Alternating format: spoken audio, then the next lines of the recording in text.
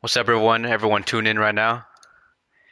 The lineups have just been released about like five, no, actually like about 10, 15 minutes ago. Everybody tune in right now. Uh, what's up, everybody? What's up, Elmo? What's up, Zenaldinho? What's up? Trying to get this to work. Let me see. How do you put emojis on whatever? Oh, no. All right. What's up, guys? Everybody tune in right now because the lineups have just been released. We are on fire right now.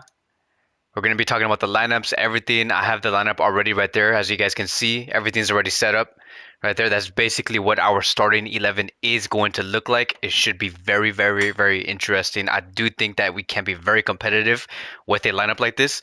Let me pull up the live chat here. Let's see. All right, cool. Yeah, so what's up, guys? Come on, Barza. What's up? What's up? It's lit. Someone says like Calvin. What's up? My name is Kevin without the L. Kevin. Um, what's up, Abner Magana? Pets 2020. What's up? Uh, let's see. I'm a Madrid fan, but I can never miss this channel and talk FCB. Welcome, Nathaniel Opoku. Welcome, my man. Thank you for tuning in. Thank you for supporting this channel. You already know I have a lot of respect for Real Madrid when we're outside of the pitch, but when we are inside of the pitch, of course, I want to see Barcelona dismantle Real Madrid. But I'm always going to give my praises towards Real Madrid because historically they have always been a great team. But yeah, welcome to the channel. Thank you for tuning in. Someone said my score prediction is going to be 3-1.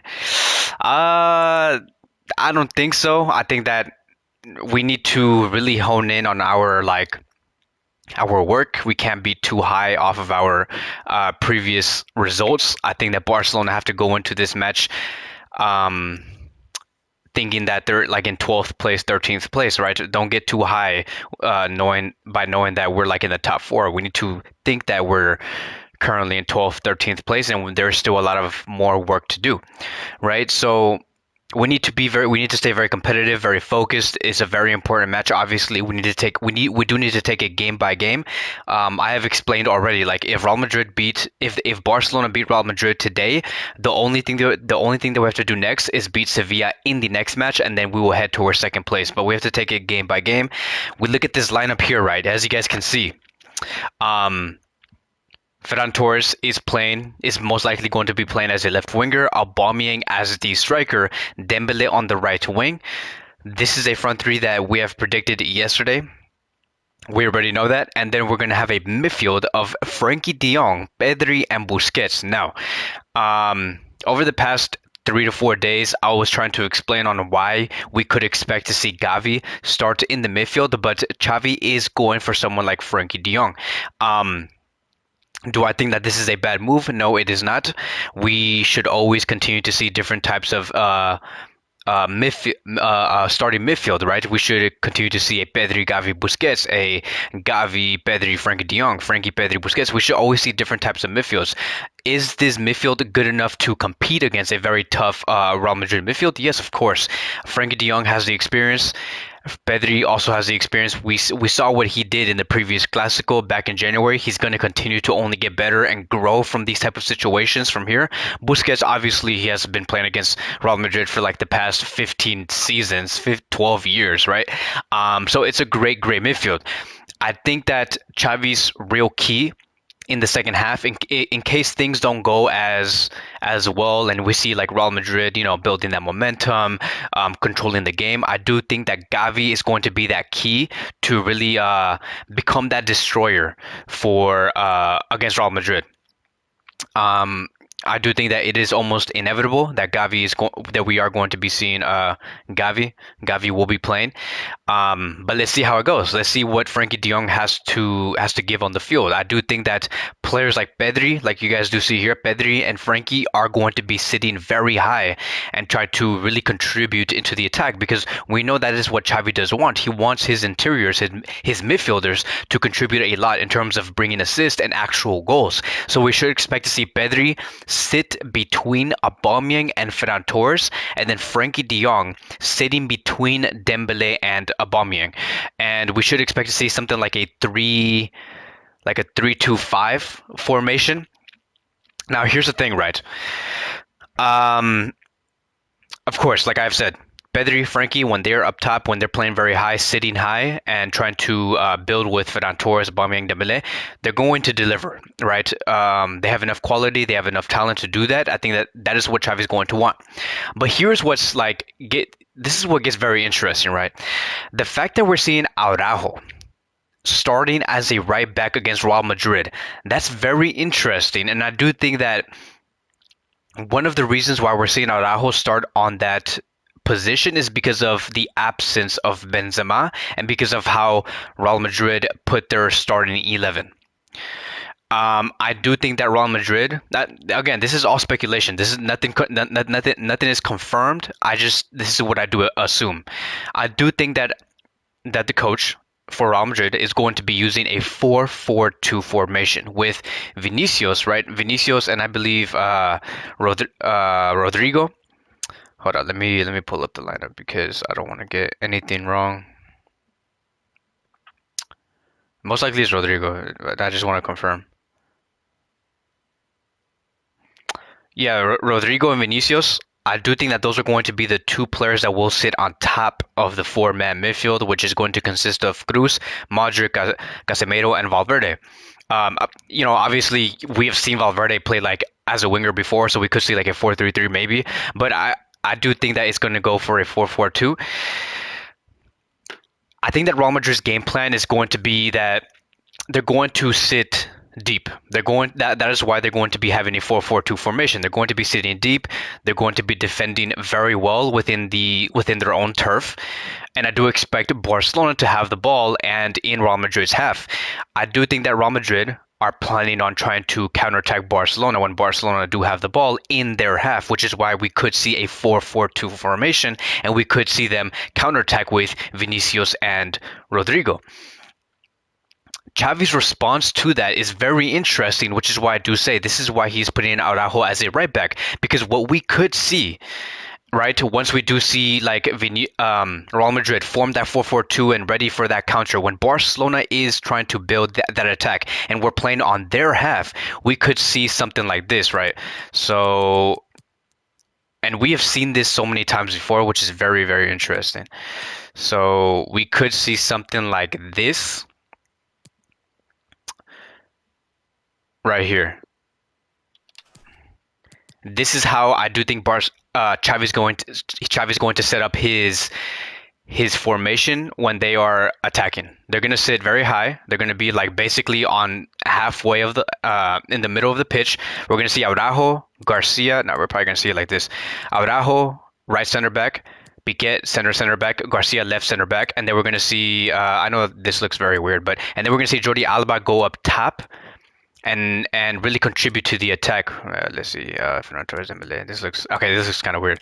Let me try and fix this a little bit. Busquets, Pedri, Ferran Torres.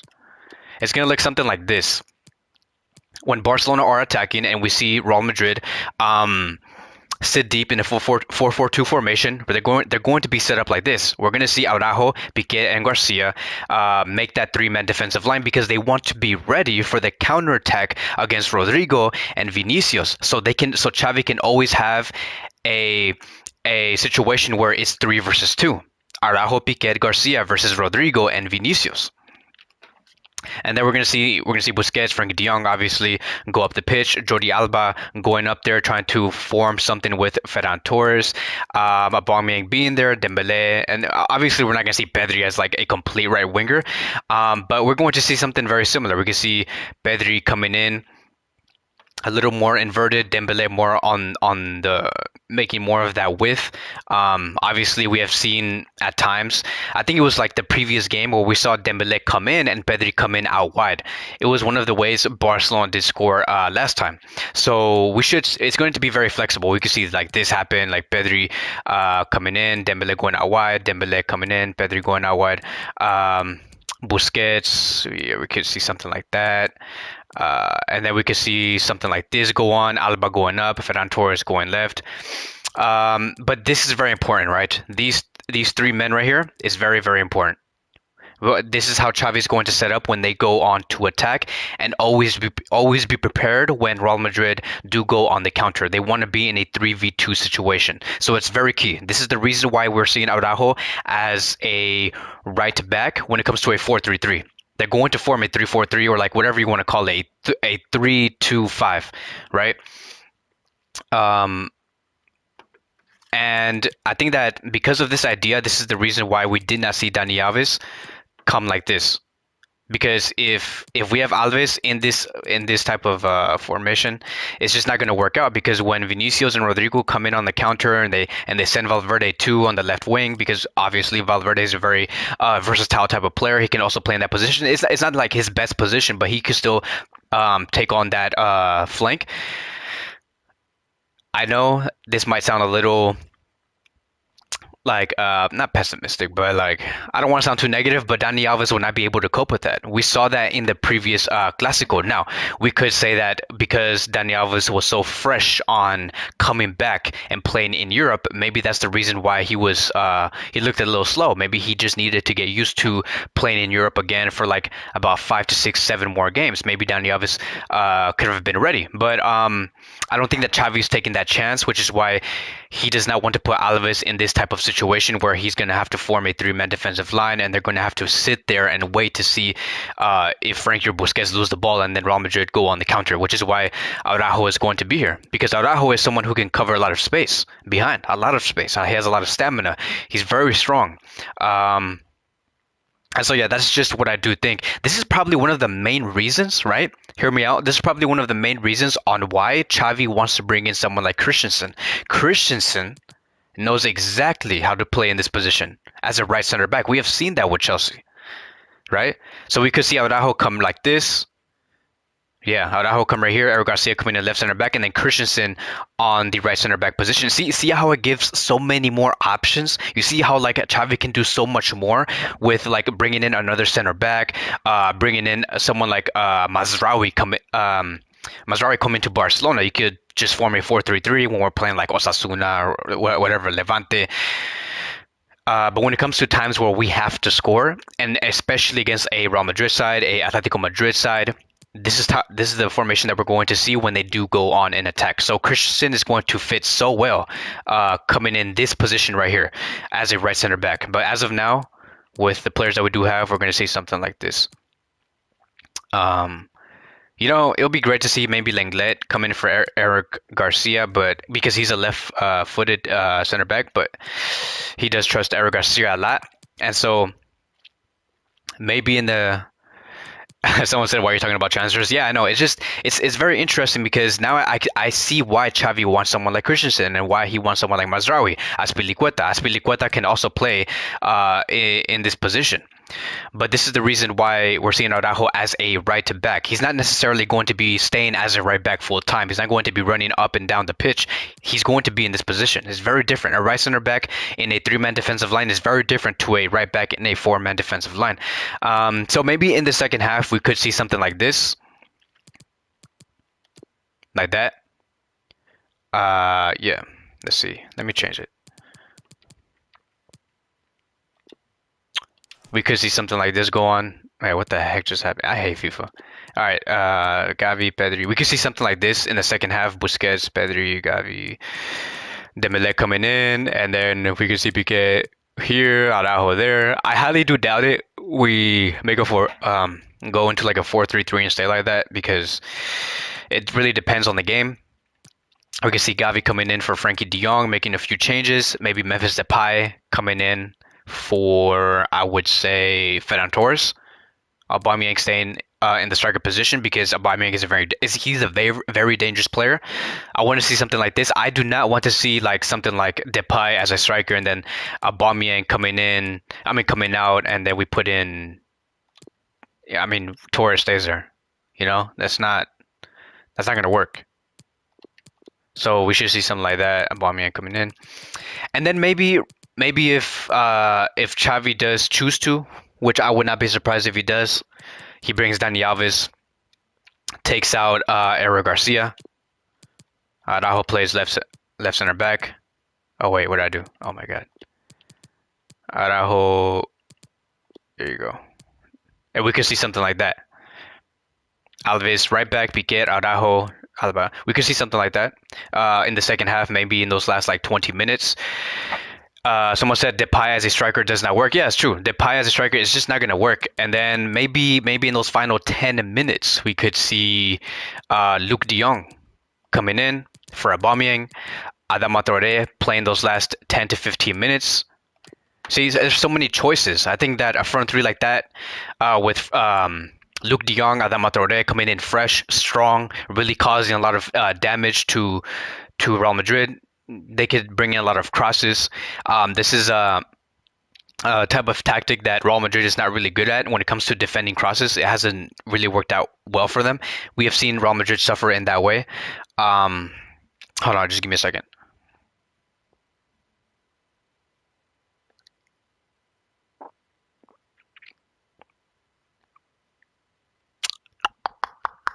Let's see if there's anything new for Barcelona, any brand new piece of news that we should know about. Someone said there was a last minute change. Eric Garcia will start instead of Dani Alves. Yeah, we know that. I think that one of the reasons on why Xavi made a last minute change and took out Dani Alves and put in Eric Garcia, it is because they found out about Real Madrid's lineup before. Madrid's lineup came out like about 40 minutes before Barcelona's, which is why Xavi said, "Oh, let me switch things up.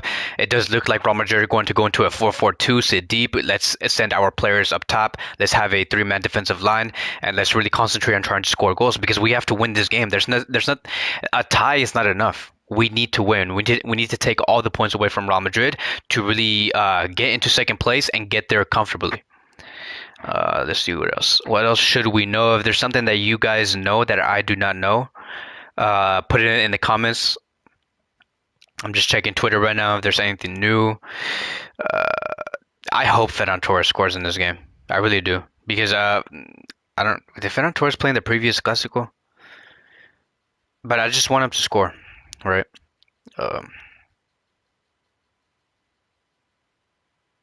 Yeah, there's nothing new right now. I'm about to read you guys' questions to see if you guys do have anything. If you guys want to let me know something new, just let me know. Because there's a lot of things. Like my feed is just going crazy right now. Okay, I don't see anything. Let's see. Where are we? If you guys do have questions, you guys can put it there. I can't get to everybody, and you guys know that the people who are either a member of the channel, I am going to prioritize that. And if you guys do put on a super chat, I'm also going to prioritize that. But as of now, I'm going to try and see what questions I could answer. I can't get to everybody. There's too many. Aubameyang needs to be more secure with the ball. If he gives up the ball like he did last game, we will get harassed on the counter. Yeah, that's one thing I'm very worried about because I don't know if you guys have noticed, but one of the reasons why Barcelona kind of suffered in the previous game is because of Aubameyang losing a lot of balls. We expected better from that player.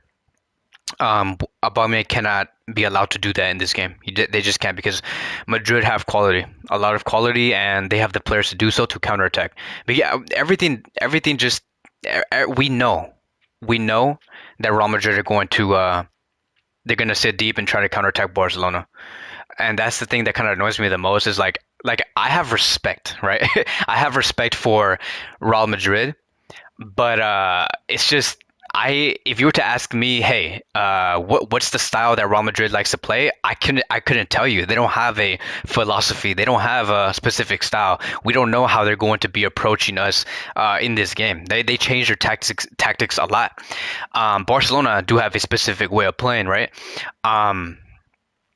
So it's one of the reasons why it makes the Clásico so interesting is because we have to adjust ourselves to how Real Madrid is going to be approaching Barcelona, and we have to figure out, okay, like, are they trying to do this? Are they trying to do that? Like, what's going on, right? So, um, it should be very interesting to see how Ancelotti has set up his players. Let's see, Sevilla is tied 0-0 right now. Yeah, Sevilla is currently playing right now. Let's see what is the scoreline right now for Sevilla. Sevilla's tied 0-0. The game is it's full time. It's done. Okay, cool. Sevilla lost points. Sevilla today lost 2 points. Let's do it. All right, we're getting closer. This is good news. This is really good news because now, right now, let's go into the. Okay, so everybody, right now, I don't know if you guys are paying attention. Sevilla right now has just lost 2 points, meaning if we beat Real Madrid, right? Let me do the math because okay, if we beat Real Madrid, we go to 54 points. We will go above Atletico Madrid and go into third place, and we'll be 3 points behind Sevilla. 3 points behind Sevilla, meaning that once we go into the next game against Sevilla, there's a chance that we could actually go into second place and still have one game less than Sevilla. So this changes everything. We could go into into second place if we beat Real Madrid and we beat Sevilla and still have one game less than Sevilla. Isn't that crazy, guys? Because of what Sevilla has done today. Because I actually expected Sevilla to actually get all 3 points today, but they have tied 0-0, and that is great news. That is great news. This is awesome. All right. Busquets is the weak link. No, Busquets will only become the weak link if Barcelona do not play as a collective and they're very compact. If they end up playing very wide, I mean very separated, and they don't play as an actual team, yes, Busquets will get dismantled, like what we saw like 2 years ago when we had Ronald Koeman. But no, Xavi's going to have his players very compact, very together. So there's very little spaces around Busquets because when you give Busquets that right environment, Busquets will flourish and he'll be one of the most dangerous players for Barcelona. We know what Busquets can do. He is the number one player that gives out the most pressures. And we have seen that. Like, these are actual numbers. This is not me just speaking just because I'm trying to prove a point. This is actual numbers. This is coming from FBref.com, right? They're actual stats. Busquets is a killer when it comes to pressing the opposition. Gavi is right underneath Busquets, as a matter of fact, and we know how monstrous Gavi is. So Busquets is not one of the weakest links. He could become one of the weakest links, depending on how Xavi does set up his players. Okay, Pedri and Frenkie de Jong as center mids, yes, is great. Okay, so we do have some super chats here. Again, I'm going to be prioritizing super chats. If there is super chats, I am going to be answering those questions. Let's see what we have here. Where is it? Okay, Jesse Rakach said, if we win 4-0, I will donate another $100, mate. Visca El Barça. Yeah, if Barcelona win 4-0, it's going to be extraordinary because not only did we show that we have improved, but we are gaining that confidence back. It's the number one thing that I want for these players is to gain their confidence because we have came such a long way from like in this season. We were 12th place at one point, and now the fact that if Barcelona would end up winning 4-0 against Real Madrid, it would be crazy. Of course, do I think that that's going to be 100% possible? No, it's not. Real Madrid are going to be coming in firing, but if that ends up happening, of course, I'm gonna be freaking out. It's going to be a great post-match review. I'll go crazy. I'll probably break the mic, and you guys probably like hurt your ears and go deaf by the end of the video. But a 4-0 would be great. My prediction, though, when it comes to the scoreline, I think that Barcelona could win 2-1. I do see Madrid scoring, but I do see Barcelona scoring even more because of how these players have been playing. Everybody can score in this game, and that is the one thing that I am so proud of when it comes to Xavi's. You can't even pin someone's comment, which is so weak. Okay, yeah, that's the one thing that I am so proud of when it comes to Xavi's Barcelona is that everybody could score. Xavi has given confidence to these players that, yes, you could score. Memphis Depay scores goals. Luke de Jong scores goals. Aubameyang scores goals. Adama Traoré scores goals. Ferran Torres is trying, but he's scoring goals, right? Gavi, Pedri, Frankie, they all score goals. Anybody can become a goal scorer in this Barcelona team, and that is what we want to see. Not just have one player that scores 37% of the goals that the team scores in the season, because that is what Real Madrid is. That is why these fans of Real Madrid are panicking right now. They're like, oh my God, like all of our goals were coming from Benzema. Now that we don't have Benzema, we're not going to be able to score. Oh, this game doesn't count. If Barcelona wins, it's because we didn't have Benzema. If we had Benzema, we probably would have won, whatever, whatever. No, that's your problem. That's your problem. You are the one that, first of all, do not believe in your own players. You don't think that Vinicius can score 2 or 3 goals. You don't think that Asensio can score 2 or 3 goals. You don't think that Valverde can score about 1 to 2 goals, or Modric score a goal. You have trouble believing in your own players. Second, you don't. The sporting project, right, of Real Madrid. You need to set up this team where anybody can score goals. So that's their problem. That's the coach's problem. That is the sporting director's problem, right? It's not our problem. That's not our fault. You know what I'm saying? That's not our fault. And so, yeah, um, kind of got off topic, but yeah, Jesse, thank you for supporting this channel. I really appreciate it. Thank you for that $10 super chat. I mean, 10 euro super chat. Um, Hopefully, I get to see you more during these live sessions. If you do have any other questions, I'm always going to be here for you, Jesse. Or I don't know if I'm saying that correctly, Jesse or Jesse. But again, thank you, my man. I really appreciate it. Shout out to Jesse or Jesse. Rokach. Okay, let's go. Uh, why does Luis Enrique and Xavi wait, why do Luis Enrique and Xavi trust Eric Garcia so much? I know he's great at distribution, but his defending is abysmal. Yeah, I know. Eric Garcia is not the most reliable when it comes to like a team counterattacking him, but it's just I think that as he continues to get more minutes and he continues to get more games under his belt, he will become one hell of a player, and that is something that I think that Lucho and Xavi are expecting from this player. And that's basically it. But yes, you are right. Like his distribution is great, but when it comes to him being countered, he's at the moment horrendous. And yes, I'm going to be the first person to say that. So yes, you are right. Divyam, Divyam, yeah.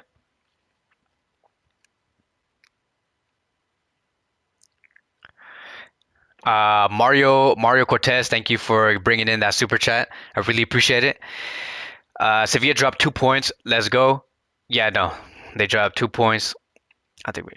I don't think we need Halan. We can put Fati as a striker, and our front three would be like Ferran Torres, Fati, Dembele, or if he doesn't renew, Rafinha or Anthony. Yeah, I know. Like we still don't even have Ansu Fati. Like if you Madrid fans want to say, oh, we didn't win because we didn't have Benzema. You guys got lucky. This game doesn't count. Okay, we haven't had Ansu Fati in the past like 4 or 5 months. Actually, 2 or 3 months. We haven't had our main goal scorer. If you want to know how important Ansu Fati is and how definitive he could be and how effective he actually is, Ansu Fati is still in the top 4 goal scorers for Barcelona, even though he has been out for 2 months. 2 months.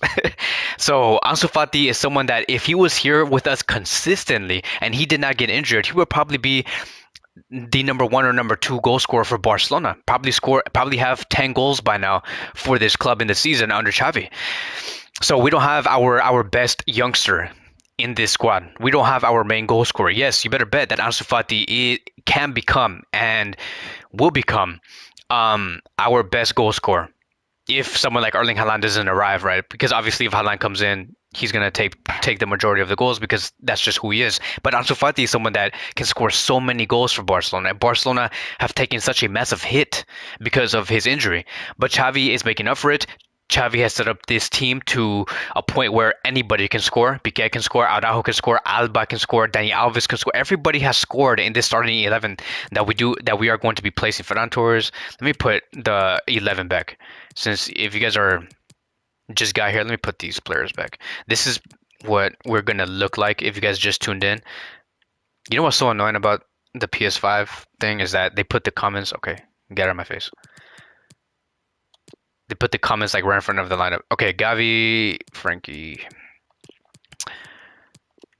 Araujo. Where's Araujo at? Oh wait,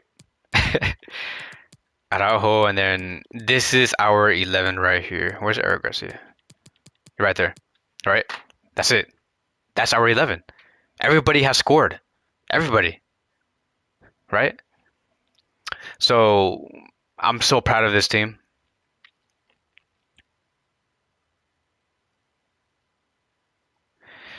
Are you nervous, Kevin? No, I'm not nervous. I'm not nervous. I'm just like I'm kind of hyped up right now. Like it's because Sevilla lost points. Barcelona look like they're going to do well. They look like they know what they're doing.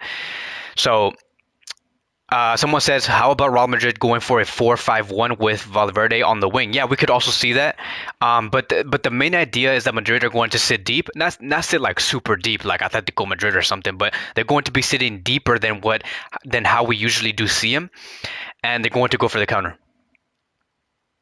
Pedri will overshadow everyone. Yeah, if there's one player that I think can become the man of the match in this game, it's going to be Pedri. Remember what Pedri did in that previous Clásico, his through balls, his ability to control the match. I would not be surprised if Pedri ends up scoring in this game. Because Pedri, if there's one thing we have to know about this player, is that this player here does not always score all the time. I mean, he scores a good amount for someone like him and his position, but every time he does score for Barcelona, he comes out in very important moments. That is what makes a player, a midfielder, such a great player. Someone definitive, someone where everybody knows about this player. When they score their goals, they don't score all the time, but when they do, they're in very important. Those goals come out in very important moments. Iniesta was one of those players. Every time Iniesta scored, it was in a very important situation. Pedri is literally like the second coming of Iniesta, so it's very interesting. Um, but yeah, I'm going to be ending the live session now, and I'm going to get ready for the game because the game does start in about 20 minutes. Also, we do want to shout out Alex Gaming RT. Thank you so much, my man, for bringing in that super chat. If you have a question, again, like if you're going to be donating a super chat, always make sure to ask yourself if you have a question. Always put it there. But thank you, Alex Gaming RT, for bringing in that super chat and supporting this channel. Hopefully, they get to see you again in the next live session. Um, Again, I do want to thank Jesse too for bringing another super chat, and Mario Cortez for bringing in a super chat. Thank you guys so much for tuning in and supporting this channel. Hopefully, Barcelona win in this game. I swear, if we win like 4-0, 3-0, I am going to go berserk. I'm going to go berserk, right? Um, we can do this. We can do this. We set up our 11 so well, right? I do think that Xavi knows what he's doing. And let's just hope for the best, like I always say. Let's hope for the best. I'm just so happy. All right, guys. I'll see you guys later. I'm going to be posting a post-match review after the game is over. I'm not going to be going live. I'm going to be posting a post-match review. Should come out about 2 hours after the game is over, so stay tuned for that. If you guys are new here, subscribe to the channel. Put notifications on so you guys can be notified when I do post that video. However, this game does turn out, I'm going to be talking about it even if we lose or win or tie. I will post that post-match review. What else? My final prediction, my scoreline is going to be this. I think that Barcelona will win 2-1. 2-1 with Aubameyang scoring and Dembele scoring a goal. Aubameyang, Dembele scoring a goal, and I don't know who's going to score for Real Madrid, but I do think that they will score at the very least one goal at the Santiago Bernabeu. So let's do this, guys. Come on, let's get hyped up. I'll see you guys later.